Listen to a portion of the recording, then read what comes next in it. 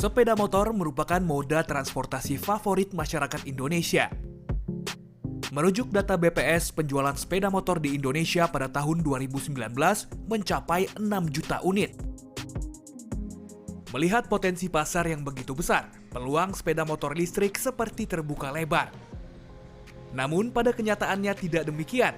Salah satu produsen motor listrik asli Indonesia, Gesits, mengatakan bahwa sejak mulai produksi massal tahun 2019 hingga akhir 2020 lalu, Gesits baru berhasil menjual 1.000 unit saja. Masih banyak masyarakat yang takut beralih menggunakan motor listrik. Biasanya nih mas, mereka itu takut kalau misalnya baterainya habis di jalan. Kalau bensin, mereka bisa ke pom bensin. Kalau listrik kemana? Itu mereka takut. Lalu mereka takut lagi mungkin ke akselerasinya kan beda, kecepatan maksimalnya beda ya. Kalau motor listrik kan kita limitin. Di sisi lain, pemerintah Indonesia melalui Perpres nomor 55 tahun 2019 mentargetkan pada 2025, populasi kendaraan listrik harus mencapai 20% dari total penjualan domestik. Menurut analisa peneliti kendaraan listrik LIPI, Abdul Hafid, pemerintah Indonesia sebenarnya sudah pro dengan kendaraan listrik. Hanya saja harus mengkaji lagi apakah insentif yang diberikan sudah cukup menguntungkan bagi pihak industri. Karena Abdul Hafid melihat, para produsen otomotif besar di Indonesia masih enggan untuk mengganti mata rantai penjualan motor konvensional yang sudah memberikan keuntungan bertahun-tahun.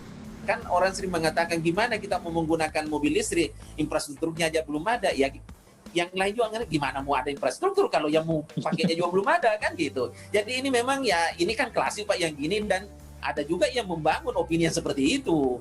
Banyak yang terganggu kan dengan ini Pak. Yang sekarang yang nyaman itu kan terusik, meskipun mereka sudah menyiapkan sebenarnya juga gitu loh. Kalau harus beralih mereka lebih cepat Pak sebenarnya. Meski sulit, optimisme bagi motor listrik di Indonesia tetap ada. Lebih lanjut, Abdul Hafid menjelaskan bahwa motor listrik berbeda dengan motor konvensional.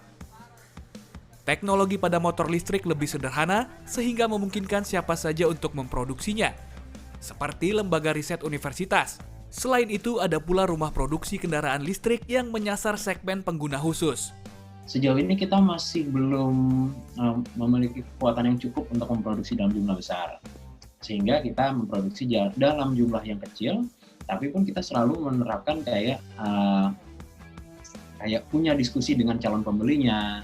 Kemudian kita bisa menyesuaikan dengan tinggi badannya, pilihan warna yang dia pengen seperti apa. Ibaratnya kita adalah tukang jet keliling mas, tukang jet keliling, tapi ngebikinnya adalah motor listrik. Saat ini menurut data Kementerian Perindustrian, ada 10 produsen motor listrik baru yang tengah mengajukan uji nomor induk kendaraan sebagai syarat jika ingin membuat dan menjual secara massal. Danang Wisanggeni, Nugrah Endrianto, Jakarta.